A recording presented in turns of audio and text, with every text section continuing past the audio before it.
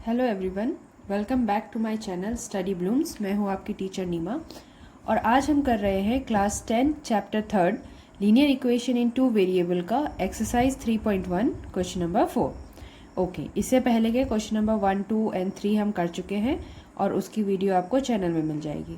आज हमें करना है क्वेश्चन नंबर 4। क्वेश्चन नंबर 4 में क्या कह रहा है कि which of the following pair of linear equations are consistent, inconsistent and if consistent obtain the solution graphically।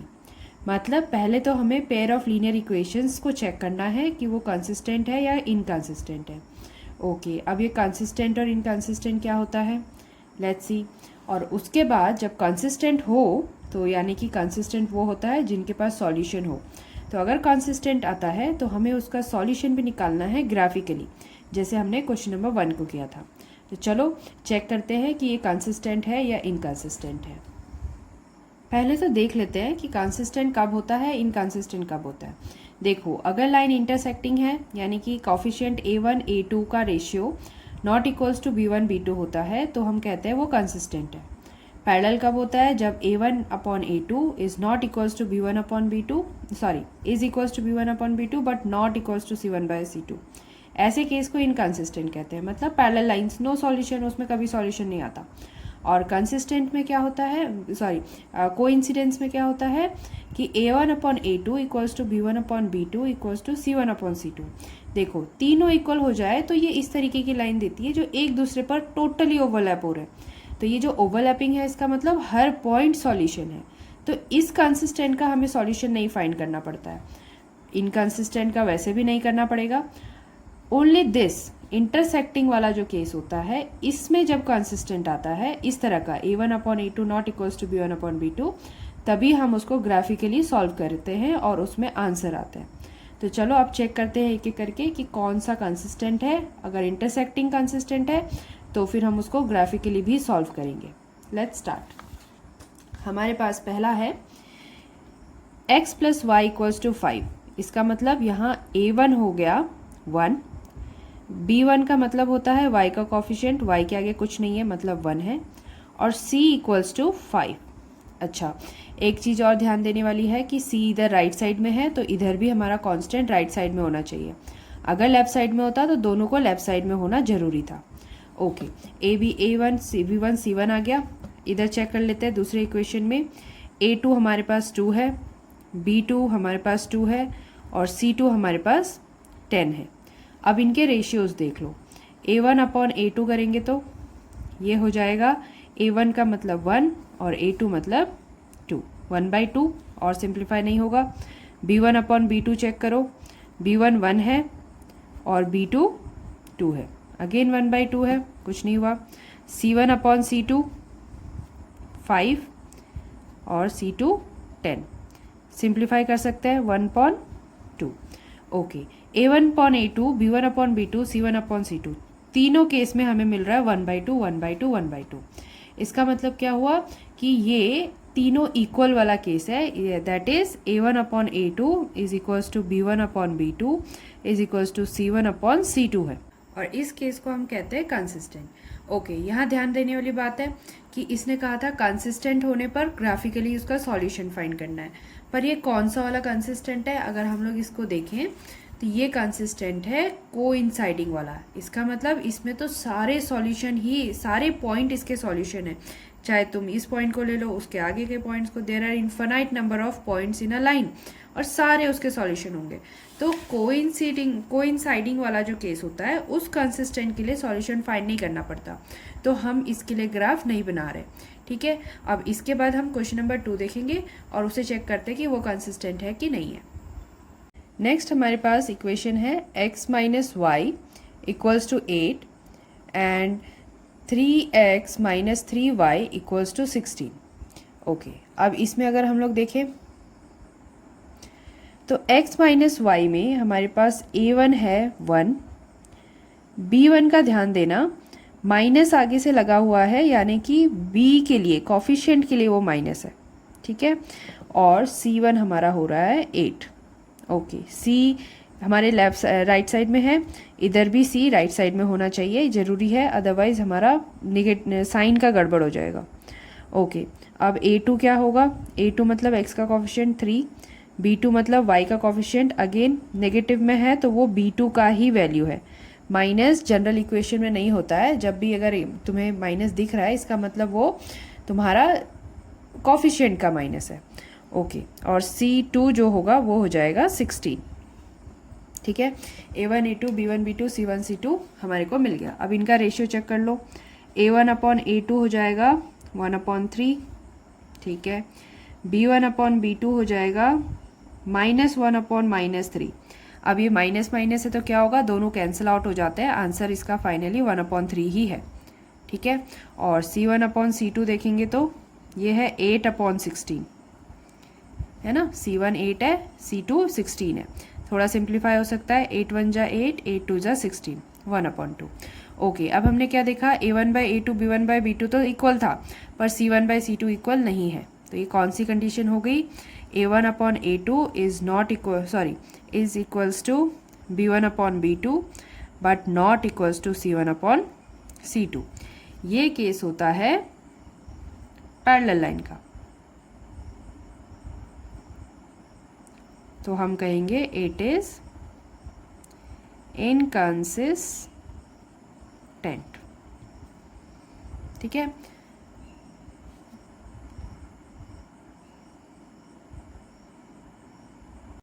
Question number 3 पे हमारे पास है 2x plus y minus 6 equals to 0, 4x minus 2y minus 4 equals to 0।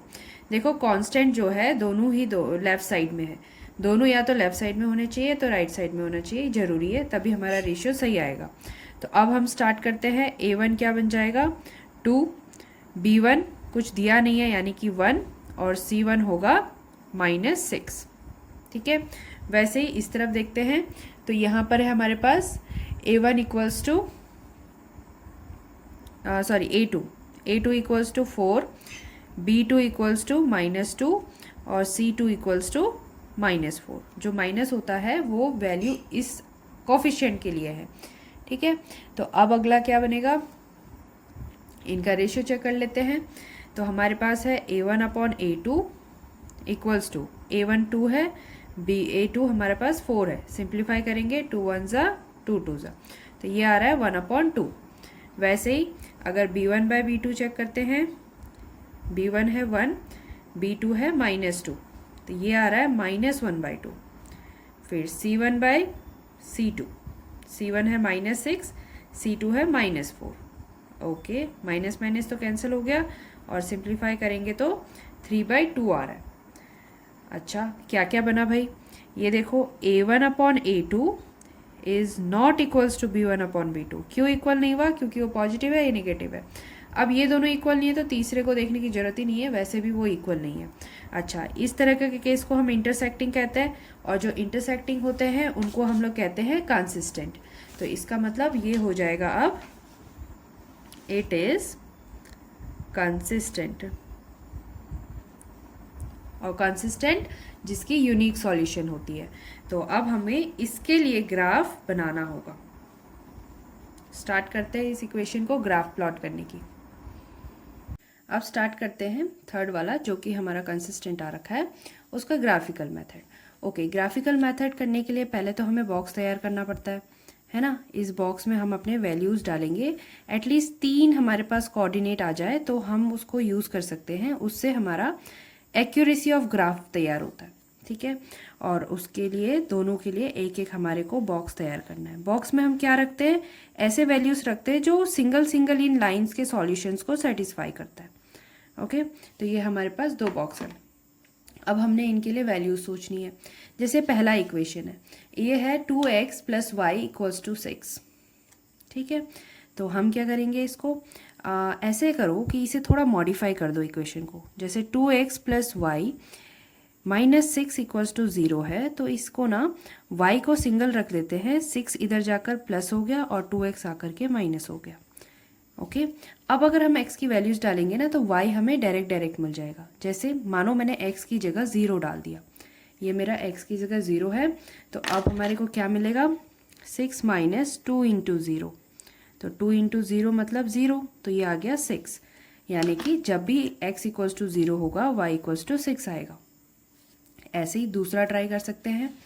दूसरा हमने ले लिया x equals to 1, x equals to 1 डालने पर क्या बनेगा, यहाँ पर x इक्वल्स टू 0 था, अब हम x इक्वल्स टू 1 ले रहे हैं, तो y क्या हो जाएगा, y में हमें 6 माइनस 2x है, यानी x की जगह 1 डालना है, यानी 6 माइनस 2 इंटू 1, ये हो जाएगा 6 माइनस 2 यानी कि 4।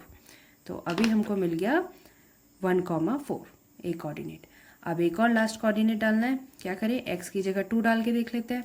x की जगह 2 डाल के इसलिए बोल रही हूँ क्योंकि छोटे छोटे नंबर्स चाहिए और छोटे नंबर्स आराम से बन रहे है ना, तो छोटे नंबर्स बनाने के लिए हमको ज़्यादा लोड नहीं है। तो ट्राई करते हैं x इक्वल्स टू 2 पे, x इक्वल्स टू 2 रखा, तो y equals to 6 minus 2x, यानी कि 6 माइनस 2 इंटू 2, तो हमारा आंसर क्या बनेगा, ये हो जाएगा 6 माइनस 4 दैट इज़ 2। x को 2 डालने पर y भी 2 आ रहा है। ठीक है, इसे सॉल्व करना तुमको सीखना होगा, थोड़ी प्रैक्टिस से ये हो जाता है। तो ये आ गया x equals to x equals to 2 पे y इक्वल्स टू भी 2, इसके कोऑर्डिनेट्स तैयार हो गए। अब दूसरी इक्वेशन देखते हैं। This is your next equation. इसमें हमारे पास जो इक्वेशन है वो है 4x minus 2y minus 4 equals to 0। तो क्या कर सकते हैं, एक काम करते हैं, 4x को इसी तरफ रहने दो, माइनस वाली वैल्यू से उनको राइट हैंड साइड ले आओ, तो ये बन जाएगा कुछ 4 प्लस 2y, एंड फिर हम x को यूज़ कर सकते हैं क्योंकि x के साथ 4 मल्टीप्लाई में है ना, तो इसे अकेले छोड़ने के लिए 4 इस तरफ आना होगा, तो ये हो जाएगा 4 minus 2y sorry plus 2y divided by 4। ये वैल्यू है, इसमें बस हमें y की वैल्यूज पुट करनी है और x हमारे को डायरेक्ट मिल जाएगा। ट्राई करते हैं। हमने पहले 0 पे ट्राई किया, x की जगह y की जगह 0 डालेंगे, तो जैसे ही मैंने y 0 डाला तो ये हो जाएगा 4 प्लस 2 इंटू 0 डिवाइडेड बाई 4, ये आ रहा है 4 प्लस 0 बाई 4, यानी कि 4/4, जिसे हम लिखते हैं 1। तो y इक्वल्स टू 0 पे x इक्वल्स टू 1 आ गया, है ना, इक्वेशन बनाई थी तो फटाक से हो गया। ओके, दूसरा कुछ ट्राई करें। जैसे अगर मैंने y की जगह 2 डाल दिया, मैं 2 जानबूझ के डाल रही हूँ क्योंकि हमें ऐसा नंबर चाहिए जो 4 से डिवाइड हो जाए, यानी कि 4 का मल्टीपल अगर तुम बना दो ऊपर तो काम जल्दी हो जाएगा। तो मैंने जानबूझ के 2 डाला ताकि 2 2 ज़ा 4 प्लस 4 8 हो जाता है। तो चलो, यहाँ पर हमने y इक्वल्स टू 0 डाला था, अब हम y इक्वल्स टू 2 डाल रहे हैं, तो y इक्वल्स टू 2 डालने पर x का वैल्यू जो कि 4y plus 2y 4 plus 2y by 4 है, तो यहाँ पे आ जाएगा 4 प्लस 2 इंटू 2, y की जगह 2 आ गया डिवाइडेड बाई 4, तो ये होगा 4 and 2 into 2 4, 4 plus 4 8 divided by 4, answer हो गया 2।